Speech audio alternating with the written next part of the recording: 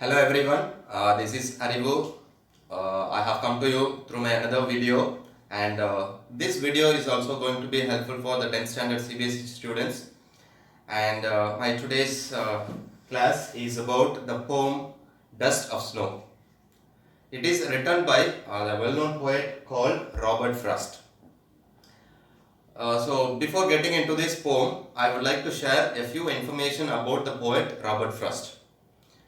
First thing, he is an American poet, but anyway, he is admired at the rural setting of England. So his poems are very popular among the British people. More than Americans, he impressed the British people. So for his account, he has written many such beautiful poems. I just want to quote some of them. That is, The Road Not Taken, Stopping by Woods on a Snowy Evening, Mending Wall, Birches, Out, Nothing Gold Can Stay. And adding a crown to his feathers, he has received 4 Pulitzer Prize for his book titled New Hampshire, and also he received many honorary degrees from Harvard University. And finally, he passed away after a complicated surgery. So next, I want to give the introduction for this poem, Dust of Snow, right? And here, the Dust of Snow, the title, through this title, the poet wants to tell us sometimes in our life, even small things can brings out a major outcome. That's why he used the title Dust of Snow.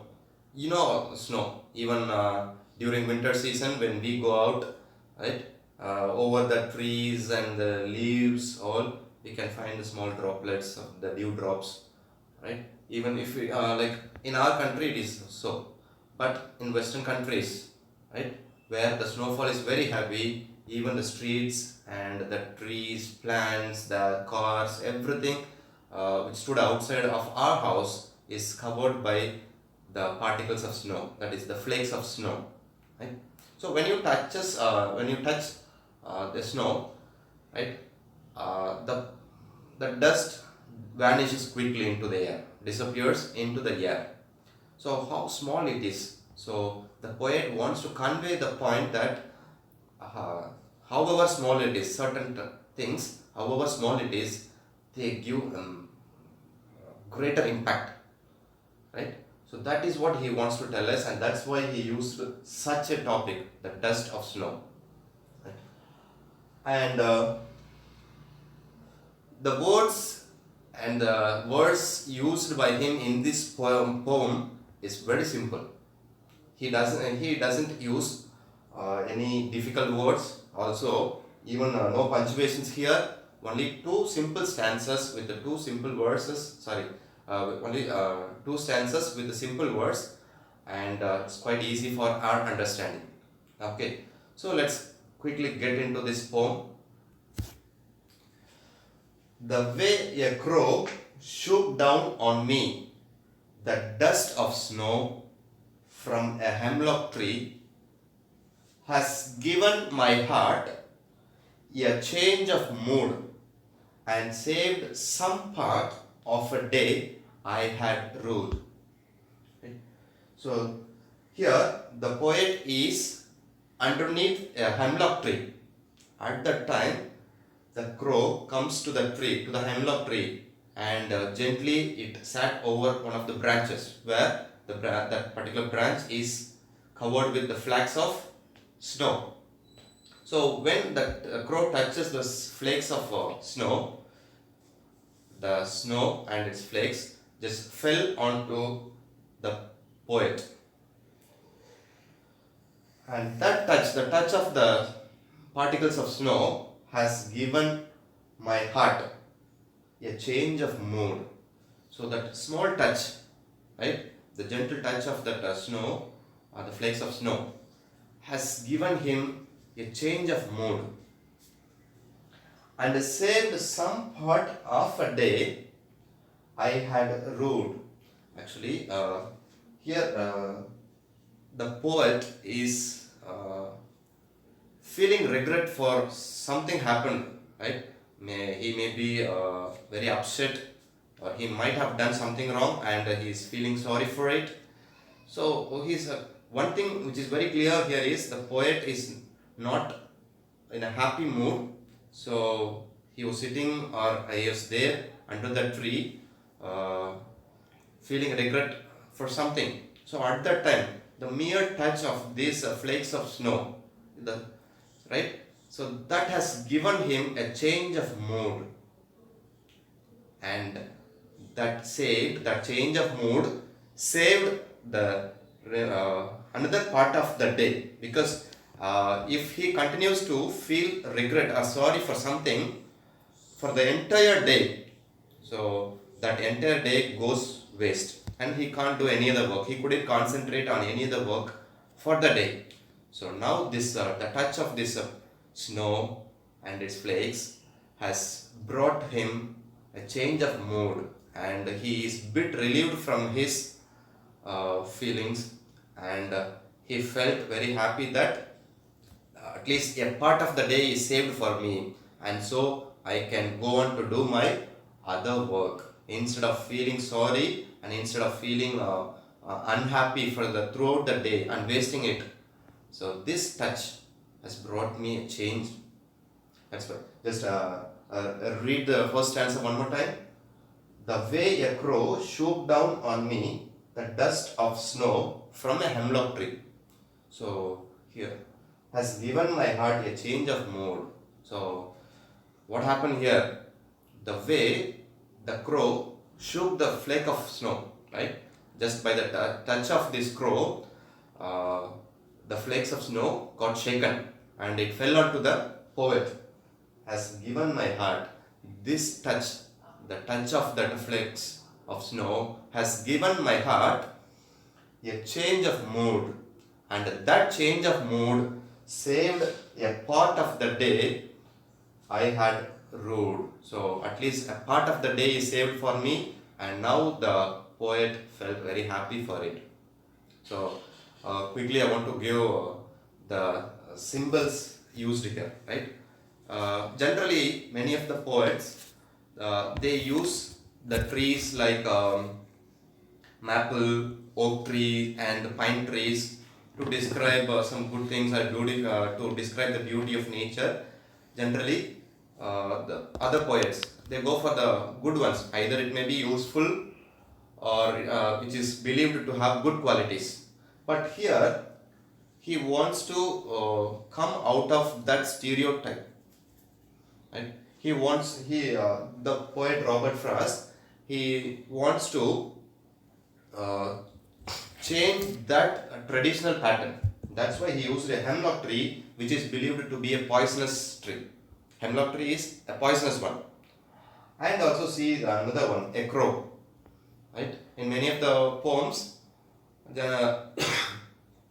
you might have seen the birds generally used or included, or maybe about the nightingale which can sing so pleasantly, or the beautiful birds like a peacock or pigeons, and the other birds of course.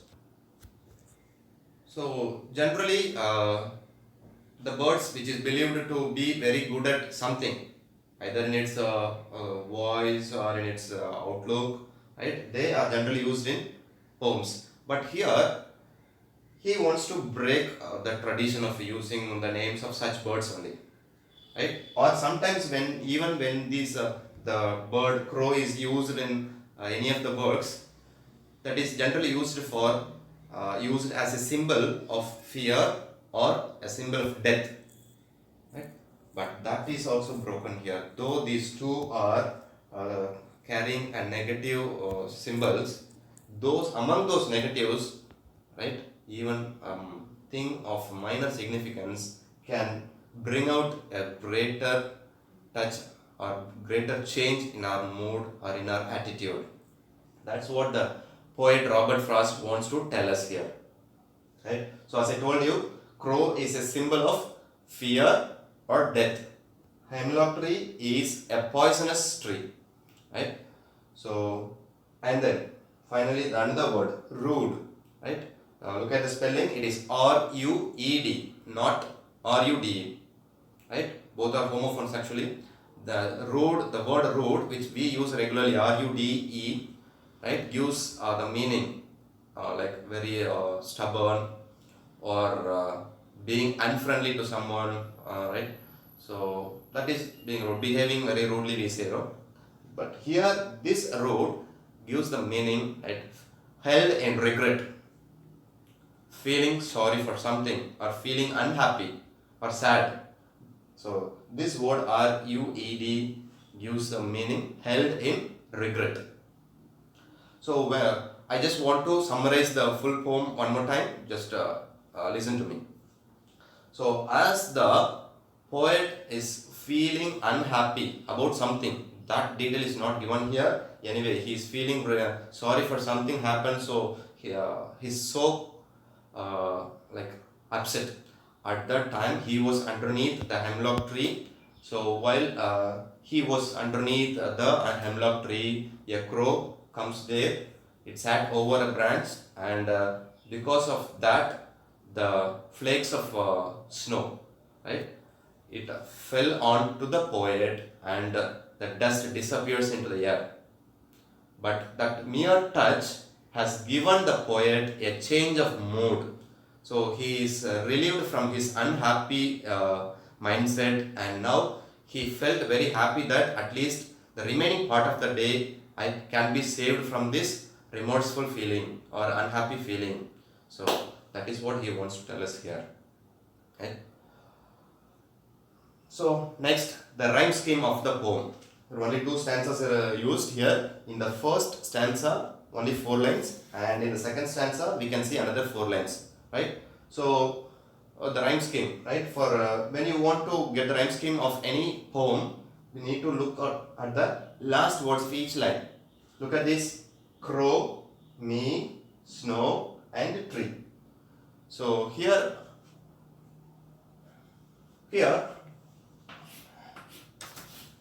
just check out the sounds of these words. So always the first sound should be taken as A. This is the me, crow and me, not the same. Both of them don't carry the same sound. So crow and snow. These two are same, and so again it's A here. Me and tree. These words end with the similar sound. Me, tree. So here it has the same sounds, and hence I mark it as B. So the rhyme scheme for the first stanza is AB, AB. Let's get into the second one. Heart, mood, part, rude. Look at it. Heart, part. These two. A again.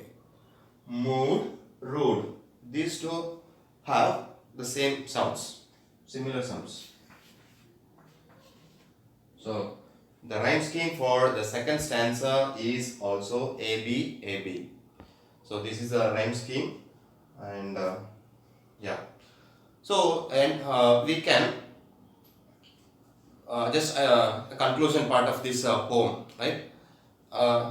If to put it in a nutshell, right, we can compare another quote of Robert Frost for this poem. That is, a simple thing touches a larger thing. Right? This quote, if you want to put everything into a nutshell, that quote can be used. That is, a simple thing touches a larger thing. So it can be applied in our normal life too. Right? You may be very upset with something. Something serious thing might have happened in your life too, or you may be very upset with something happened, right? At that time, as you go on to waste a full day of time thinking about the past incident, then we need a change of mood, right? That change can be brought by simple things, right? Sometimes one of our close friends may visit us, right? He knows, a close friend obviously knows very well about us, so he may give some words of convincing, or just a smile of a baby can change our mood, or a pleasant voice of a bird can change our mood, or a sudden rain, right? That happens more often in our real life also. Many of you might have experienced this. You may be feeling about something, about a problem or anything. You may be worried about something, or sometimes suddenly when there is a rainfall, the sudden change in weather conditions may change our mood and attitude. So even a simple thing in our life also can bring out a great change. Okay? So here I conclude the poem, and thanks for listening to me.